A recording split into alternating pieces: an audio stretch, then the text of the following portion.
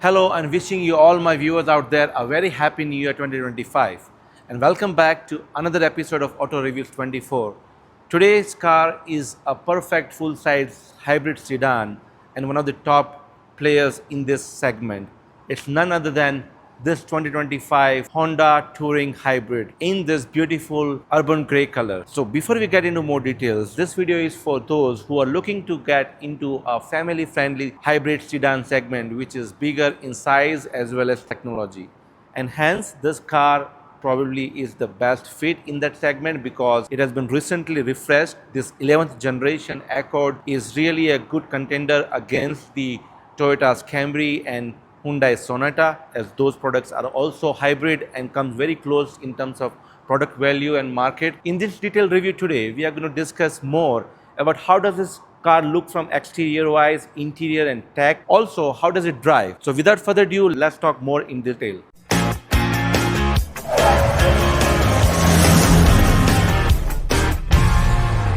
So let's talk about the exterior design of this 2025 refreshed Honda Accord Touring Hybrid, and we'll also talk about the engine and specifications of this car. Now this car comes with naturally aspirated 4-cylinder 2-liter engine mated with two e-motors. Those motors are sandwiched between the eCVT transmission in this particular model. This engine produces 204 horsepower and 247 pound-feet of torque, which is really handy. I would say slightly lower than the Toyota Camry, but when it comes to driving performance, that number really justifies when you are on the road, which is a good thing. The car also claims the fuel efficiency of 17 to 18 kilometers per liter in this hybrid variant. The car also has good level of insulation in the front on top of the hood. Now let's talk about the exterior design in detail. Right in the front, as you see, the newer design is quite wider and horizontally designed compared to the previous generation, which was the 10th one. This new model is the 11th generation, and in the front, as you see, you have horizontally lined black chrome grille with a huge Honda logo. Again, it looks really nice. It also has active grille shutters inside. You have open outlets in the bumper as well. The bumper also has black chrome touch here, which is really handsome looking. Look at this car in different angle. This urban gray color looks really nice and sporty. All the car comes with LED headlights. These are reflector style high beam, low beams. Comes with daytime running lights on top, which also integrates into turn signals. The front bumper also comes with this silver accent. Again, this is a functional air vent, but no fog lamps in the front, which is something they used to give it in the previous generation. If you go over the sides, that's where you will realize the length of this car, which is 195 inches long, which is really one of the biggest in its segment. From the side profile, it pretty much remains the same from its previous generation, but I still believe this looks really handsome from this side. In fact, the best angle of this car, I would say, is from the back. Wheel sizes here, this comes standard with R19 235 by 40. It comes with Michelin tires. I love the two-tone finish of this alloy wheels. Black chrome touch also continues all the way on the side of this car. Again, the ground clearance 5.7 inches, not big, but that's how sedans are. The overarching fenders are all body colored. The side mirrors are decent size. It also has integrated LED turn signals. Also, the door handles are big and wide, as you see. The windows are also very simple, but it's slimmer than usual, so it kind of gives you that sport back kind of a look, which again I would personally prefer. Chrome touch on top of the windows really elevates the overall premiumness of this product. Now it also has one SAC antenna right at the back. This is the quarter panel angle where you see the car looks really handsome. The tail lights are now more cohesive and connected with each other. Typically, that's the standard language of design these days all car manufacturers are going with, but this is very subtle and very different looking, as it has got, black finish and transparent look tail lights. Again, all LED lights. I love the way this brake lights looks. It's very simple. You have got Accord logo out there. This is how you say that this is your hybrid version, because it says hybrid and touring. You don't see any other badges of hybrid anywhere else. Over to the lower bumper, this is where you see that the exhaust systems are hidden under the car, and there are only one exhaust system on the right side. The exhaust systems are not exposed, but if you go with the Sport L trim, then you will get that exhaust system exposed if you like that kind of a look. This particular model comes in three trims, and this is the top of the line touring trim, and it really looks beautiful from each angle, as you see. So let's talk about the cargo space in this Honda Accord. Right under the Honda badge is where you have power lift tailgate, which is really nice. Again, though it looks hatchback style, but it is a sedan. As you see, the cargo compartment is huge. It is roughly 17 cubic feet, which is really nice. It goes very deep inside. It's wider. As you see, the side fenders allows you an additional space. You might have some additional storage underneath. As you see here, again, this is a hybrid system, so you might not have as much of space as you might expect, but overall here are the levers for you to kind of flatten up the seats from the back, which again is a good touch. So let us hop inside the car and see how does this car do from the interior and tech perspective. So before we get inside the car, let's talk about the key. This is the key, guys. This is how the key looks. Very simple design, Honda logo on the back, nothing fancy. You have got lock, unlock, trunk opening, hold, as well as you have button for engine start stop, which is really nice and simple and easy. Go over to the driver's door panel and see how does it look, as well as the fit and finish and the quality of this. You have got soft plastic over here, leather touches over here, which is really soft, a line breaking this, which kind of looks nice. All black interior, so there is no color combinations to break it down. You have got memory seats right here, good handle style.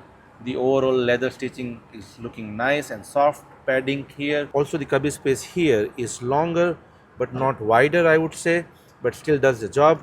Again, the lower one is not too scratchy plastic, but it is softer, which is good to see.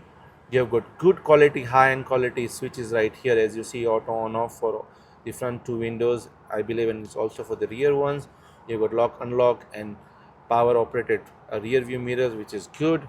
Over to the sides, you see here the typical trunk opening button, as well as the seats here are kind of very low, and seats really comfy and soft. The driver seat also comes with 8-way adjustable power, which is again lumbar support and everything, which is good. This comes with heated and ventilated seats. As you see, it really looks simple, but the bolstering is really soft and it is really cushiony. All right, so now we are inside the car, and as you see, the steering wheel, the dashboard design and everything is very neatly finished. All black interior. The reminiscence of this look is pretty much like the Civic, as you see this honeycomb grille horizontally stacked and looks really premium, as well as the HVAC system. The dashboard is very low. However, the good thing is the soft touch dashboard material over here is really nice to see. Also soft touch over here. This is more of a plastic, but it is blacked out. Piano black finish is too much in this car, I would say.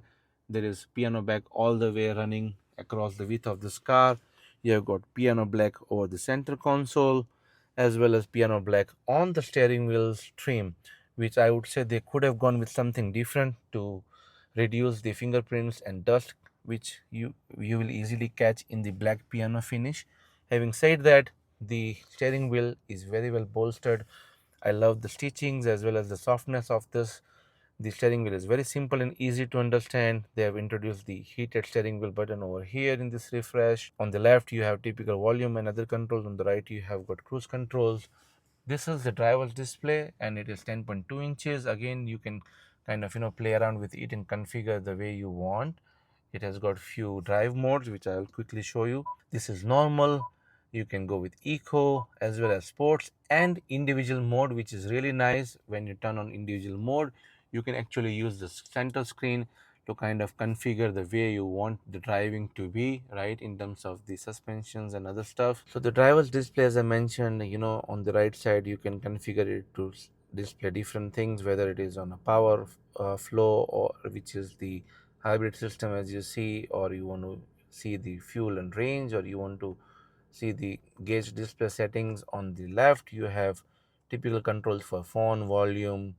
It also has Alexa and other details. Mind you, once you connect your CarPlay, you will also be able to project your navigation on this, which is also a good touch. Now start stop button is right over here. Again, as I say, the piano black finish is everywhere. In fact, this small neatly touch of volume button which also is in piano black finish, which is interesting. Generally they have gone with a silver style material. Again, the HVAC system is very high quality. As you see, the noise of this knob is very satisfying. Again, you got heated as well as ventilated seats both for passengers and driver seat, which is a good addition to this particular model. You have got wireless charging pad over here, two USB-Cs, traditional gear shifters. As you see, you've got drive modes as well as parking brake and brake hold over here, two cup holders, center console screen which is the infotainment screen. Honda has brought a 12.3 inches Android based operating system screen, and this is one of its first in the Honda products. You get the screen only on the top of the line touring model. They should have made the standard for the lower models as well. Right now it comes with only 8-inch screen, a user friendly ZP, this Android based operating system. The screen looks really neat. In fact, it has got wireless Apple CarPlay and Android Auto.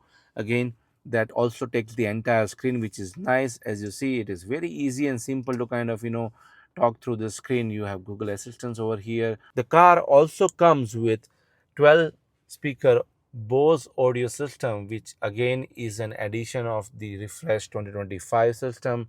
It does not get any digital rear view mirror. You got typical controls for the small sunroof as you see here, which is only for the passenger and the driver.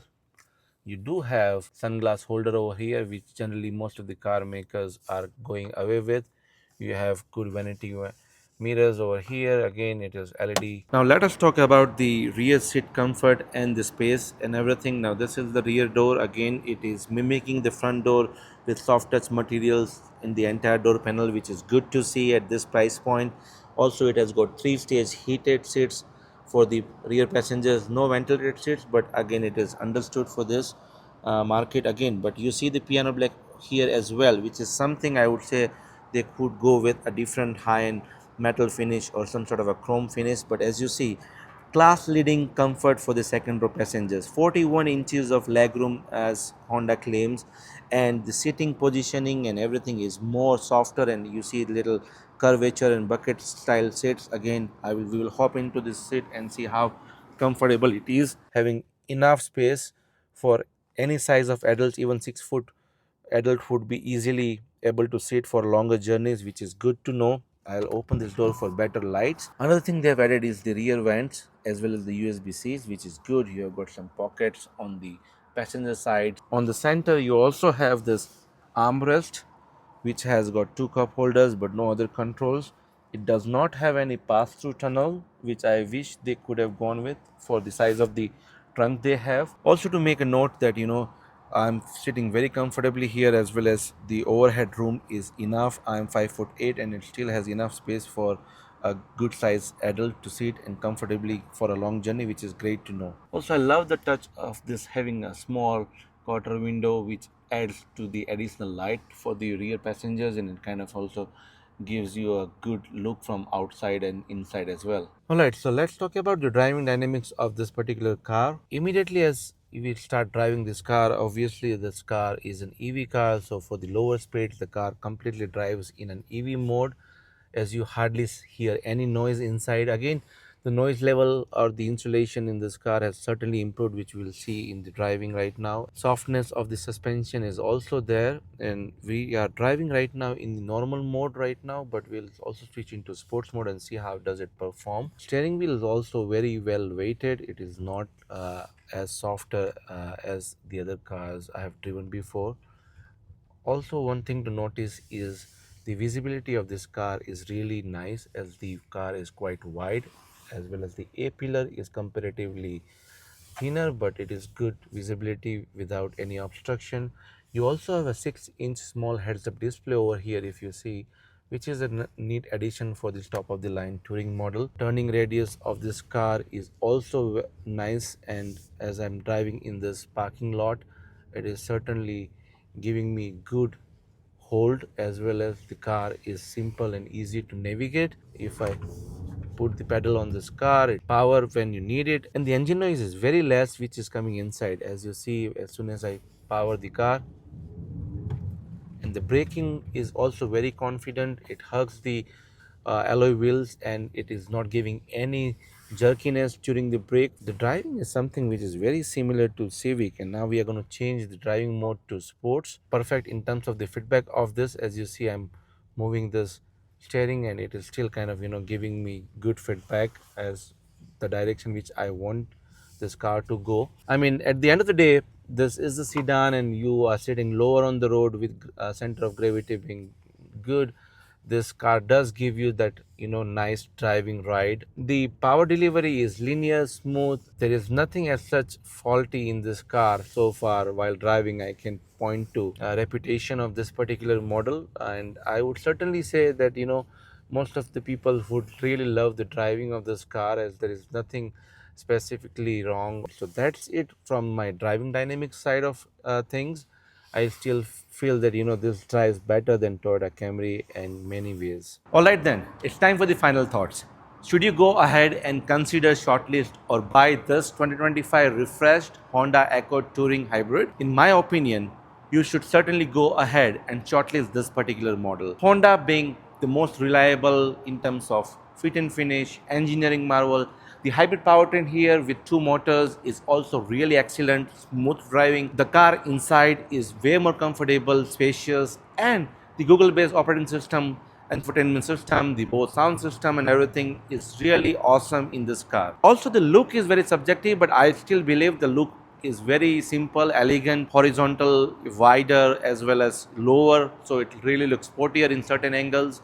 And given the fact that it competes with Toyota Camry, Hyundai Sonata, I still believe that this car does hold its value in the market in terms of after sales. The car is very quiet inside. It is way much spacious, family friendly. In fact, the car is very good for Uber drivers as well, because the car is very comfortable for the passengers, enough luggage space also, which helps you kind of give you a great customer experience. And hence I still believe this car is one of the best in its full-size hybrid sedan segment. Well, that's all from my side for this particular review. Thank you all for watching and see you all in the next one.